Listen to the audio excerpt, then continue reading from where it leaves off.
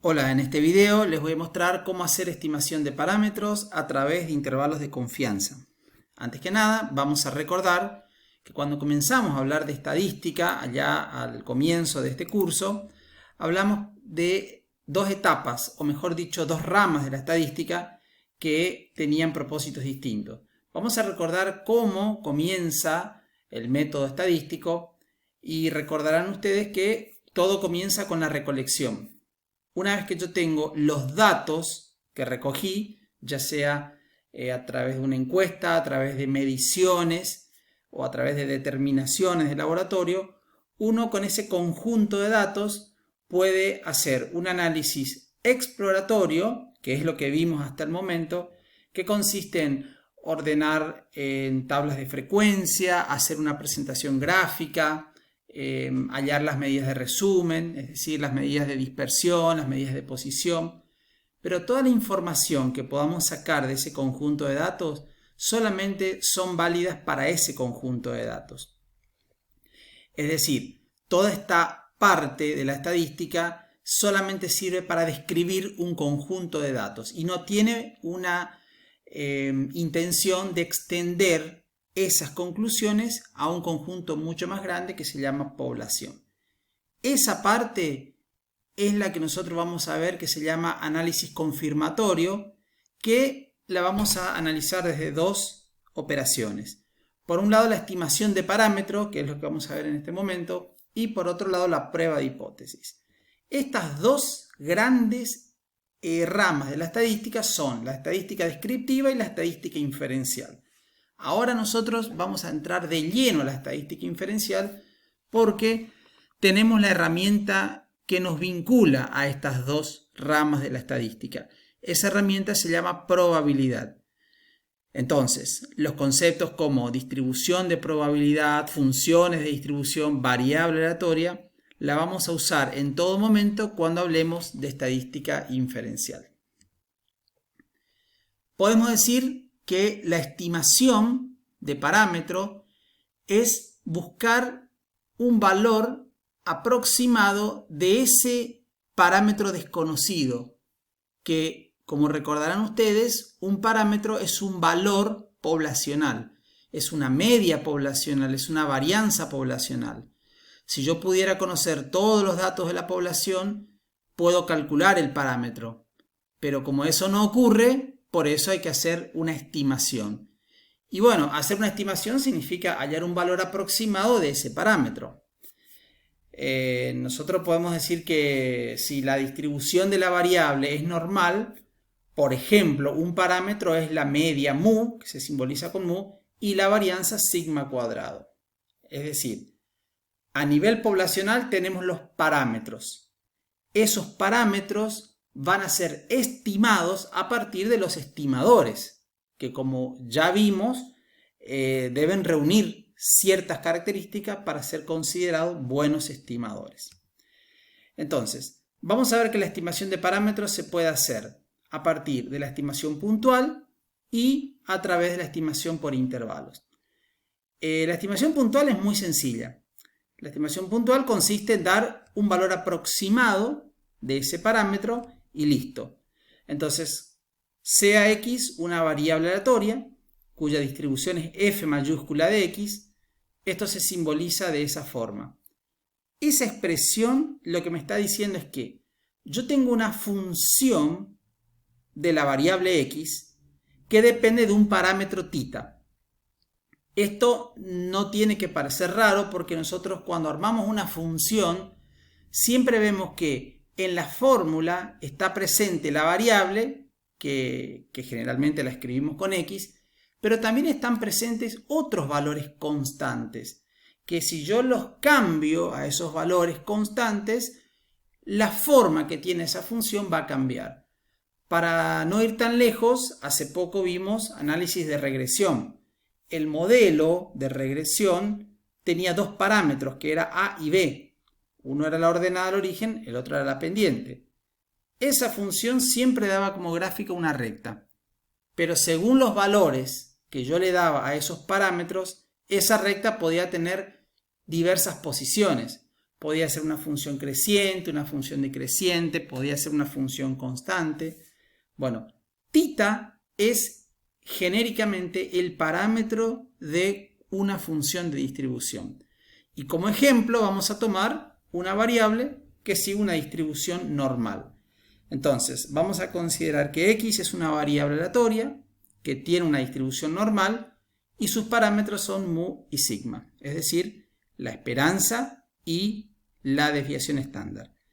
Esto se simboliza de esa forma, como ya sabemos.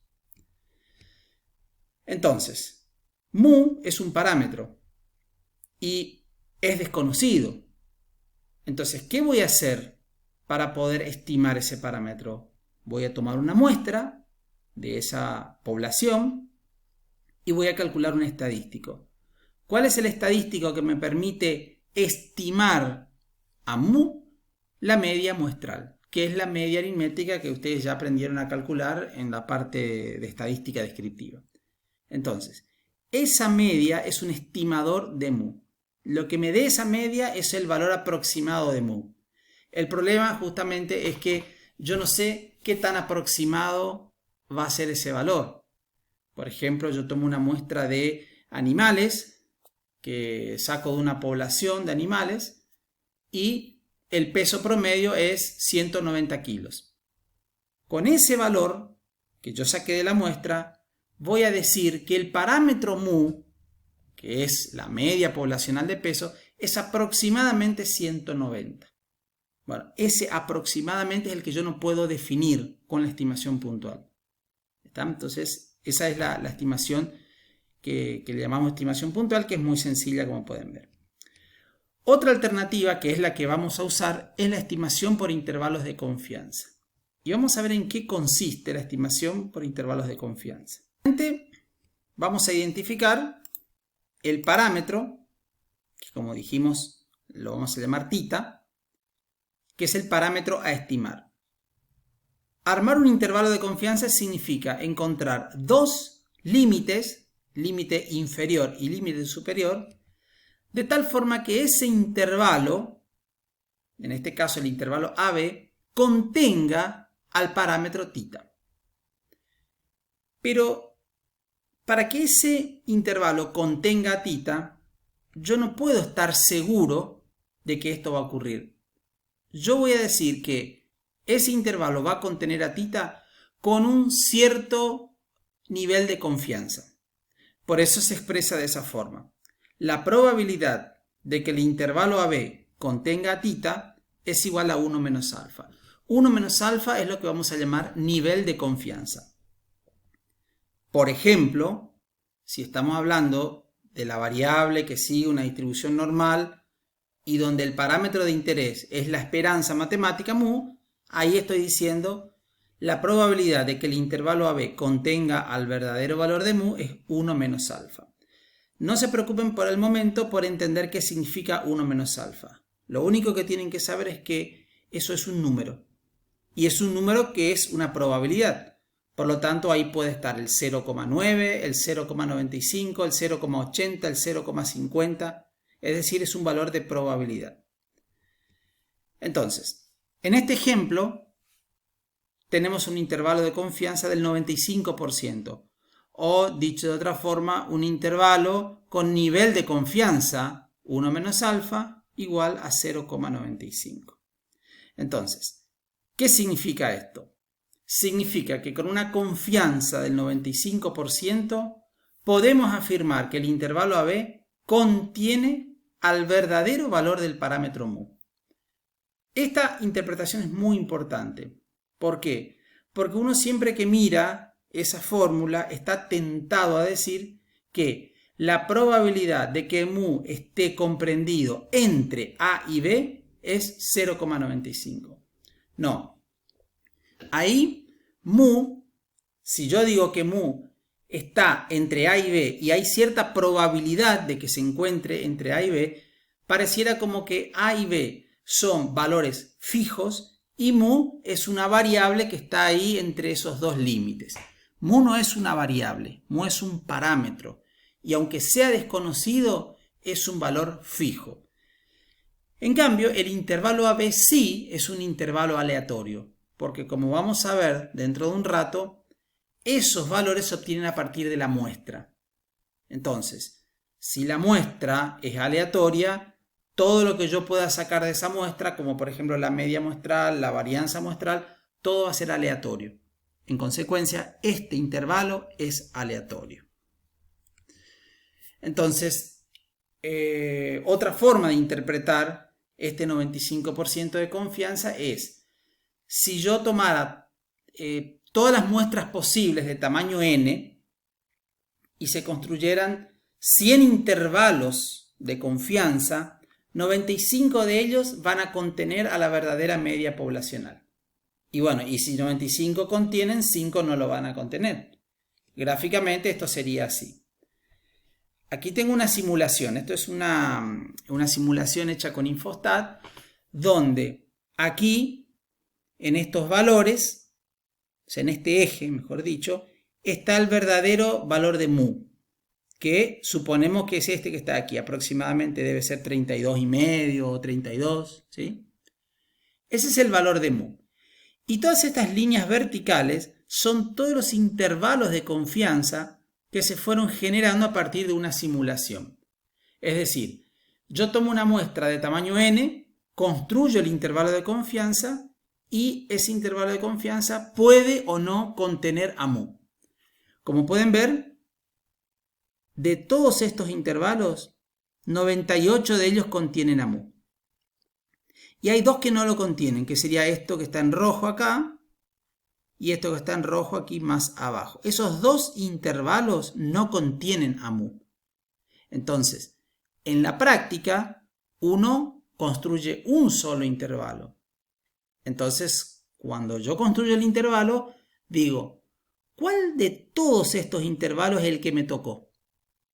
Puedo tener la mala suerte de que me toque justo este y bueno, ahí voy a decir que no, que mi intervalo no contiene al parámetro, pero yo nunca voy a saber si eso ocurre o no. Si no conozco el parámetro, no puedo hablar de que mi intervalo contiene a ese parámetro.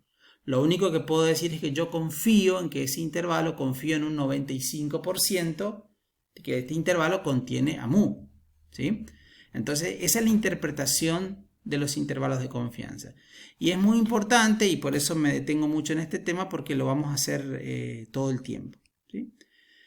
Bueno, para poder construir intervalos de confianza, lo primero que tenemos que hacer es conocer la distribución de la variable que yo estoy por emplear.